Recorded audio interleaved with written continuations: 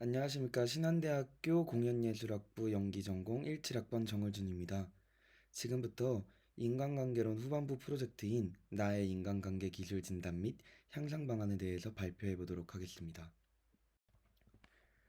첫 번째로는 나의 인간관계 문제의 근본 원인은 무엇인가에 대해서 얘기해 보도록 하겠습니다. 저는 사실 지금까지 인생을 살아오면서 인간관계라는 것이 저에게 큰 문제로 인식하며 살아오지 않는 부분이었습니다. 어떻게 생각해보면 인간관계에서 그다지 크고 힘든 문제가 없었던 것이기도 하고, 앞으로 다가올 나의 인간관계의 큰 원인이라고 느껴지기도 했습니다.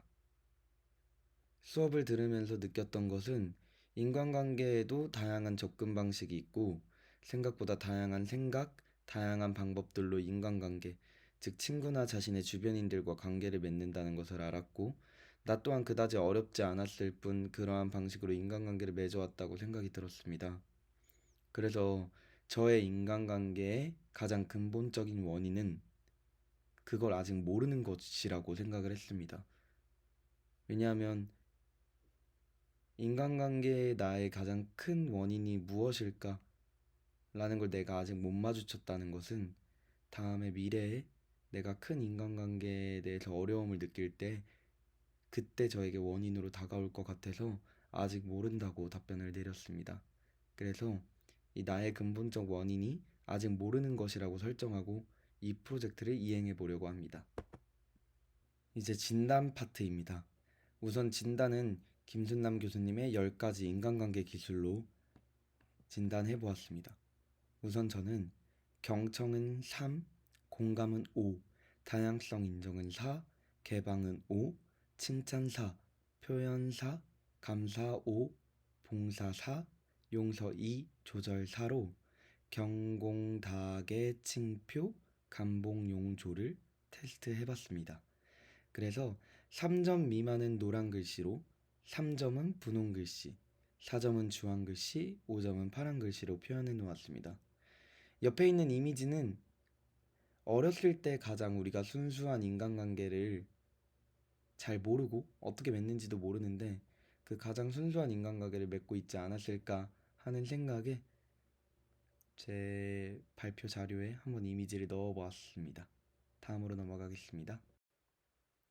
이제 이유 설명 파트입니다. 3점 미만으로 진단된 기술들이 부족한 이유를 각각 설명해 보시오.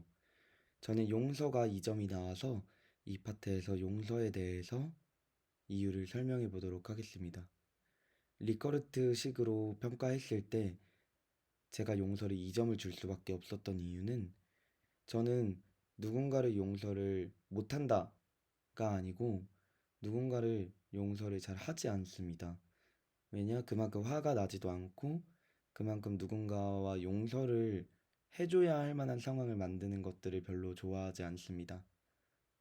다만 저는 한 번 심하게 누군가가 잘못을 했을 때 용서보다는 그 사람에 대한 기대치가 떨어지게 되고 더 이상 그 친구에겐 그만큼의 기대를 하지 않게 되는 경향이 있습니다. 용서를 하려고 해도 흔히 말하는 뒤끝이 있는 편이라서 자꾸 그 아이를 보면 그 일이 떠오르거나 잊혀지지 않아서 이 용서라는 파트를 2점을 주었습니다. 다음은 3점 이상 4점 미만으로 보통 이상으로 진단된 기술들에 대한 이유를 각각 설명해 보라고 해서 경청이라는 파트에 대해서 설명해 보도록 하겠습니다. 저는 이것도 용서와 마찬가지로 누군가의 말을 경청을 못하는 사람은 아니라고 생각합니다.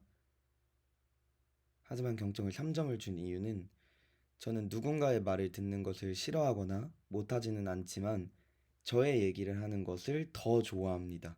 소위 말해 수다쟁이라고 불리는 사람 중 하나라서 그만큼 내가 얘기하는 것을 더 좋아하지 남의 말을 듣는 것이 힘들다거나 싫진 않아서 잘 생각해 봤을 때 경청을 잘하는 사람이냐라고 물어본다면 정말 보통의 사람이야. 나의 말이 하고 싶을 때 나의 말을 하고 남의 말이 듣고 싶을 때 남의 말을 듣는데 지금 너의 말을 들어줄 수 있지만 내 말이 더 하고 싶으면 내 말을 하는 것 같아 라고 생각이 들어서 3점으로 평가를 내렸습니다. 다음은 4점 이상 우수하게 진단된 기술들이 우수한 이유를 각각 설명해 보시오 파트입니다. 저는 우선 공감을 5점을 주었는데요. 이 5점을 주게 된 이유는 저는 항상 누군가가 어떤 얘기를 했을 때 공감을 해줘 라고 얘기를 했을 때 냉정하게 상황을 판단하고 결과를 얘기해 주기도 하지만 감정적으로 같이 공감도 해주는 사람입니다. 그래서 저는 친구들 사이에서 공감 천사라고 불릴 정도로 굉장히 공감을 잘합니다. 그래서 저에게 공감은 5점을 주고 싶었습니다. 그 다음은 다양성 인정입니다. 다양성 인정은 제가 4점을 주었는데 저는 항상 서로가 다름을 이해하고 공감해야 나도 타인에게 나의 가치를 입증할 수 있다고 생각해서 최대한 다른 사람들과의 다름을 인정하고 나도 그거에 맞춰서 입증되고 인정받으려고 노력하는 편입니다. 그래서 4점을 주었습니다. 그 다음은 개방인데요. 저는 개방은 5점을 주었습니다. 자연스럽게 대화를 타인들과 할 때 저는 스스로 나를 개방을 한 90% 정도는 하는 편인 것 같습니다. 물론 나만 알고 싶은 비밀도 존재하지만 결국은 다 얘기를 하는 편인 것 같습니다. 그래서 개방은 5점을 주었습니다. 그 다음은 칭찬과 표현을 한 번에 묶어서 설명해 보려고 하는데요. 칭찬과 표현은 둘 다 4점을 받았습니다.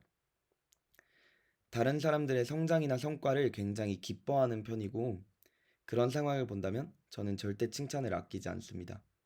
표현도 마찬가지 맥락으로 물론 다양한 감정들이 섞이지만 표현에 주저하는 편은 전혀 아니라서 4점을 주었습니다.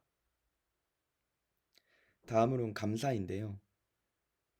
저는 약간 어렸을 때 죄송합니다라는 말을 쓰지 않아도 될 때 항상 죄송하다라는 말을 썼습니다. 그래서 부모님께서 그럴 때는 죄송하다고 하는 게 아니라 감사하다고 해야 하는 거야 라고 말을 해주셨어서 저는 이제 그럴 때마다 감사합니다로 바꾸기 시작하면서 뭔가 작은 일에도 감사할 수 있는 기회가 어렸을 때부터 좀 많았던 것 같습니다.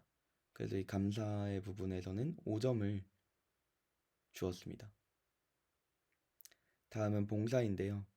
물론 직접적으로 봉사활동을 자원한 적은 없지만 작은 도움의 손길이 필요할 때는 항상 하는 편입니다. 언제 내가 도움을 누군가에게 받을지 모르니 세상 사람들에게 갚는다고 생각하고 항상 열심히 봉사해야 된다라는 생각을 하고 있습니다. 뭐 예를 들면 횡단보도 건너편에 할머니께서 무거운 짐을 들고 계신다고 하면 저는 항상 건너가서 들어줄 수 있는 그런 청년이라고 생각합니다. 마지막으로 조절입니다. 저는 조절을 4점을 주었는데 저는 특별히 화를 낸다거나 싸운다거나 하는 일이 별로 없습니다. 그리고 제 감정을 표출하는 편도 아닙니다. 하지만 표정에서 감정이 좀 다 보여서 4점이 괜찮다고 생각해서 이 감정 조절 부분에서는 4점을 주었습니다. 다음은 향상 방안입니다. 첫 번째로 3점 미만으로 진단된 기술들에 대한 저의 향상 방안을 마련해 보는 거를 해보겠습니다. 저는 3점 미만으로 나온 건 용서입니다. 우선 제가 생각한 향상 방안은 진실된 사과를 받을 수 있는 아량이 채워지기 위해선 스스로 진실된 사과를 할 줄 알아야 하기 때문에 먼저 사과를 하고 속 깊은 대화를 할 수 있도록 노력하고 싶습니다. 일단 용서를 한다는 것은 그 사람을 용서를 한다는 것은 나 자신도 용서를 구해 볼 줄 알아야 되고 나 자신도 반성을 할 줄 알아야 된다고 생각했습니다. 그래서 이런 향상 방안이 첫 번째로 나온 것 같고 두 번째는 그 친구가 왜 이렇게 했을까에 대한 인과관계들을 스스로 정리할 시간을 가지고 얘기를 하는 등 스스로 정리를 내릴 수 있어야 한다고 생각했습니다. 그리고 세 번째로는 제가 생각한 핵심인데 그 사람에게 물어볼 수 있는 용기가 있어야 된다고 생각합니다. 너 왜 그랬어? 나는 너를 용서하지 못하겠어. 근데 이제는 용서해보고 싶은데 혹시 왜 그랬던 거야? 라고 물어볼 수 있는 용기가 있어야 용서를 할 수 있다고 생각을 해서 이런 향상 방안을 생각했던 것 같습니다. 두 번째 향상 방안으로는 3점 이상, 4점 미만으로 보통 이상으로 진단된 기술들에 대한 나의 향상 방안을 각각 마련해 보시오입니다. 저는 3점으로 나온 것은 경청이었습니다. 이 경청 부분에서는 짧게 한번 만들어 봤습니다. 첫 번째, 내 말이 길어지면 친구에게 끊어달라고 하기. 그리고 여기서 중요한 건 기분 나빠하지 않기. 두 번째, 그 친구의 말에 집중하기. 세 번째, 제가 생각한 핵심인데 그 사람 말에 더 기울여서 그 친구의 심리 상태를 공감해주고 내일같이 이입해주는 것이 그 친구도 아, 얘가 나의 말에 경청을 하고 있구나 라고 생각이 들 수 있고, 저도 그렇게 하면 할수록 그 친구의 말에 경청이 될 수 있을 거라 생각해서 이런 향상 방안을 생각해 보았습니다. 세 번째 향상 방안으로는 4점 이상으로 진단된 기술들에 대한 지속적인 증진 방안을 각각 마련해 보시오입니다. 첫 번째 공감으로는, 제가 맨 처음에 공감에 대해서 설명할 때 저는 좀 상황을 냉정하게 보면서 현실적인 조언을 한다고도 했었는데, 만약에 지속적으로 증진 방안을 생각해 보면 상황을 냉정하게 보는 것보다는 그 친구의 상황에 맞게 감정을 공유하고 이입하는 것이 더 필요하다고 생각했습니다. 두 번째 다양성 인정으로는, 그 다양성을 인정하는 게 배려가 아닌 당연한 것임을 조금 더 인식할 필요가 있다고 생각했습니다. 세 번째 개방인 부분에서는, 대화를 이어가는 것도 중요하지만 상대가 나에게 열리는 만큼 나의 상황을 너무 다 알릴 필요는 없다고 생각했습니다. 상대방이 나한테 열리는 만큼 나도 알려주고, 그렇게 서로 같이 상호작용이 되는 개방을 해나가고 싶었습니다. 이 향상 방안에서도 칭찬과 표현을 묶어봤는데, 이 칭찬이나 표현은 오해가 생기지 않게 정확한 상황과 정확한 이유가 있어야 된다고 생각했기에, 그렇게 생각하기에 진심으로 우러나올 때 해야 한다는 걸 명심했습니다. 그 다음은 감사입니다. 매사에 작은 일에도 감사하는 사람이 되기. 제 친구가 예전에 감사일기라는 걸 써본 적이 있는데 도움이 된다고 많이 해서 저도 감사일기를 써보는 건 어떨까라고 생각을 해봤습니다. 다음으로는 봉사인데, 시간이 된다면 다음 학기 때 봉사활동 관련된 교양이 있는 것 같아서 그 교양을 들어서 봉사의 기쁨을 더 즐겨보고 싶습니다. 그 다음은 조절 파트인데, 조절 파트에서는 제가 표정 관리를 잘 못한다고 했는데, 이 표정에서도 상대방이 충분히 나의 기분을 살피고 눈치를 볼 수 있으니 주의하고 내가 표정 관리를 좀 해야겠다라고 생각했습니다. 다음은 실천 파트인데, 이 프로젝트를 준비하면서 이걸 생각하고 적으면서 이것들을 실천하고 그 뒤에 어떻게 해결이 되었는지 아직 경험하지 못해서, 예전에 제가 이런 인간관계 쪽에서 남들을 공감하지 못하고 나를 사랑하지 못한다고 생각했을 때 썼던 방법이 있어서 그거를 좀 소개해 보려고 합니다. 요즘은 SNS라는 게 굉장히 활발하게 왕성하게 이루어져 있는데, 그 인스타그램이라는 SNS 속에 이제 질의응답 같은 걸 하는 파트가 있었습니다. 그래서 제가 취미생활로 친구들의 고민을 들어주고 답을 해주는 Q&A를 한 적이 있습니다. 그때 점차 제가 진행해 가면서 친구들도 좋은 고민을 많이 늘어놔주고, 그러면서 친구들의 고민을 들어주면서 뭔가 실제로 대화는 하고 있지 않지만 경청을 하는 느낌이 들었고, 나를 찾아가는 과정을 많이 느꼈습니다. 그래서 이 과정을 소개해드리고 싶어서 이미지 첨부를 좀 해봤습니다. 이게 저의 실천 그리고 향후 방향과 비슷한 것 같다고 생각이 들어서 이 파트를 넣어봤습니다. 제가 준비한 발표 자리는 여기가 마지막이고, 마지막으로 전반적 소감 및 의견을 발표하도록 하겠습니다. 이 프로젝트를 준비하면서 내가 충분히 인간관계에서 결여되지 않았던 사람이라고 생각했는데 나에 대해서 좀 더 돌아볼 수 있는 기회가 생겼던 것 같아서 기분이 너무 좋고, 그리고 타인들은 과연 어떤 문제를 가지고 있고 타인들은 어떻게 바라보는지 알 수 있어서 좋았던 것 같습니다. 그리고 전반적인 인간관계론 수업에 대한 소감을 발표하자면, 내가 앞으로 어떤 사람들을 만날진 모르겠지만 인간관계를 맺는데 불편할 수 있는 것들을 해결할 수 있는 방법들을 많이 알았던 것 같고, 남들이 보는 나, 내가 보는 남에 대해서, 그리고 내가 바라보는 이 환경에 대해서 좀 더 인식을 할 수 있는 경험들이 많았던 것 같습니다.